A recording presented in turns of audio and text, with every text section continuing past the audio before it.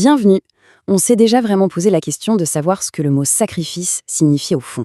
Ce n'est pas juste renoncer à un truc, non. Aujourd'hui, on va plonger dans un texte fascinant qui fait le lien entre un mois bien précis du calendrier hébraïque et tout un parcours spirituel.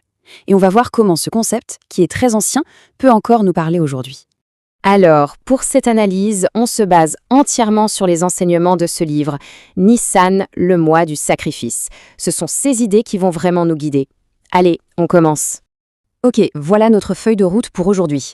On va d'abord parler du concept de Nissan, ensuite on verra ce que ça implique pour ceux que le texte appelle les appelés. Après ça, on regardera comment ils se transforment en sacrificateurs, et on terminera avec une idée très forte, la guerre des sacrifices. C'est parti pour le premier point. On attaque la première partie, Nissan, le mois du sacrifice. La question qu'on peut se poser, c'est pourquoi ce mois en particulier? Qu'est-ce qui le rend si central pour comprendre toute cette idée de sacrifice? Eh bien voilà le point de départ, c'est la clé de tout. Le texte ne dit pas seulement que Nissan contient la Pâque, non, il va plus loin. Il dit que tout le mois est comme imprégné par cette idée de sacrifice. La Pâque, c'est l'événement central, bien sûr, qui, pour la foi chrétienne, pointe directement vers le Christ, vu comme l'accomplissement ultime de tous les sacrifices. D'accord, mais alors à quoi ça sert de se sacrifier? L'idée, comme le montre cette image, ce n'est pas de perdre pour perdre, mais de produire quelque chose. Le texte utilise cette métaphore vraiment parlante de porter beaucoup de fruits. Du coup, le sacrifice n'est plus vu comme une perte sèche, mais plutôt comme un investissement pour un résultat plus grand, une façon de glorifier Dieu. Bon, la question maintenant, c'est qui est concerné par ce chemin de sacrifice? Et là, la source nous donne un mot-clé, un terme grec, klétos, ça veut dire les appelés. L'idée ici, c'est que ce n'est pas un chemin générique pour tout le monde, mais une invitation, une sélection divine pour une mission bien particulière. Et ça nous amène directement à notre deuxième partie. Si quelqu'un est un appelé, qu'est-ce que ça veut dire concrètement dans sa vie? À quoi ça ressemble, un sacrifice pour cette personne?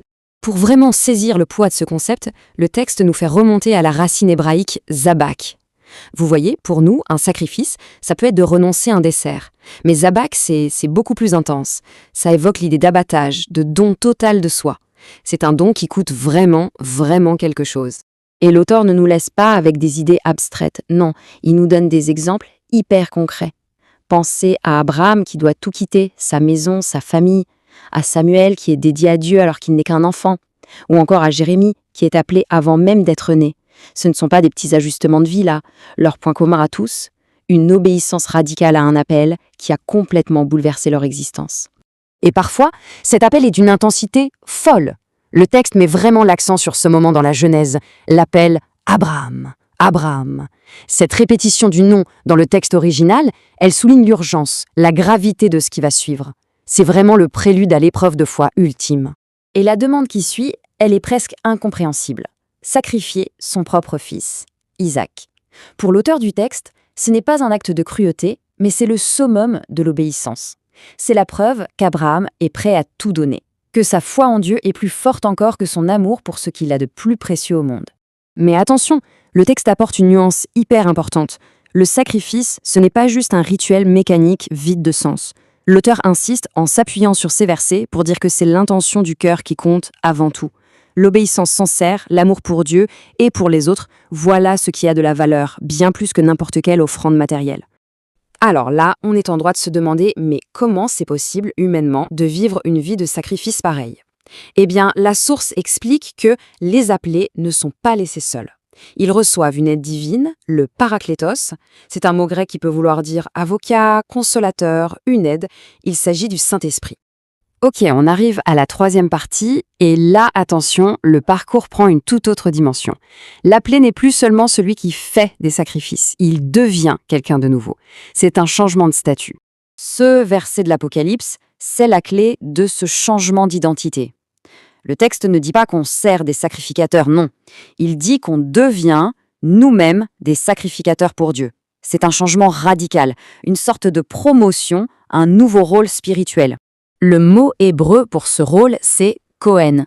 Un Kohen, ce n'est pas juste quelqu'un qui fait une offrande de temps en temps, c'est un intendant, un gestionnaire. On peut imaginer un ambassadeur dont le rôle est de représenter les intérêts de son pays. Eh bien, le Kohen, c'est un peu ça. Il a une responsabilité de service au nom de Dieu. Alors, quelle est la toute première mission de ce Kohen? La source est très claire là-dessus. On ne peut pas donner ce qu'on n'a pas.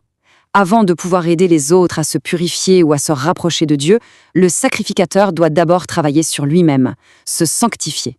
La purification personnelle, c'est le point de départ non négociable. Et le mot hébreu pour cette action, c'est kadash.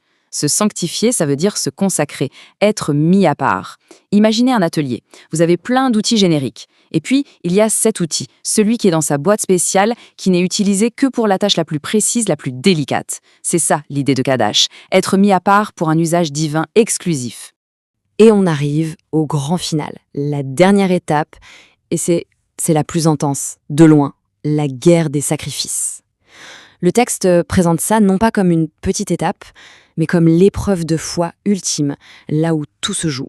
L'idée ici, c'est que nos sacrifices, nos choix d'obéissance, tout ça, ça n'existe pas dans une bulle. Le texte décrit un véritable conflit spirituel. C'est une image assez forte en fait. C'est comme s'il y avait deux autels, face à face, d'un côté les offrandes des justes, et de l'autre, les sacrifices offerts aux forces adverses. Et c'est un combat pour que les bonnes offrandes l'emportent. Et pour que tout ça ne reste pas juste une théorie, l'auteur nous raconte une histoire personnelle, très concrète. Il raconte un moment de sa vie où il a été vraiment tenté de tout laisser tomber. D'un côté, il y avait son appel spirituel, et de l'autre, une carrière d'artiste super prometteuse qu'il décrit comme de l'argent facile.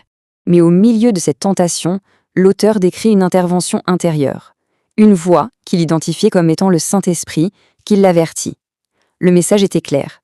Cette voix, qui a l'air si parfaite, si facile, c'est un piège.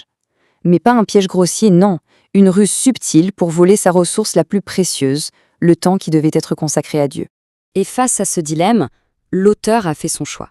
Il a préféré l'obéissance à son appel de départ plutôt que la séduction de la facilité. Et c'est là que son histoire personnelle illustre parfaitement tout ce qu'on vient de dire. C'était sa propre guerre des sacrifices. Une guerre menée non pas sur un champ de bataille, mais dans les choix de sa vie de tous les jours. Au final, ce que nous dit ce texte, c'est assez simple, mais en même temps très profond. La valeur d'un sacrifice, elle ne se mesure pas à sa taille ou à ce qu'il nous coûte en apparence. Elle se mesure à l'obéissance et à la pureté du cœur qui l'accompagne. Et ça nous laisse avec cette question, pas pour se juger, mais juste pour réfléchir. Dans le grand théâtre de nos vies, est-ce que les sacrifices qu'on fait sont vraiment, au fond, le reflet de notre obéissance à un appel plus grand ?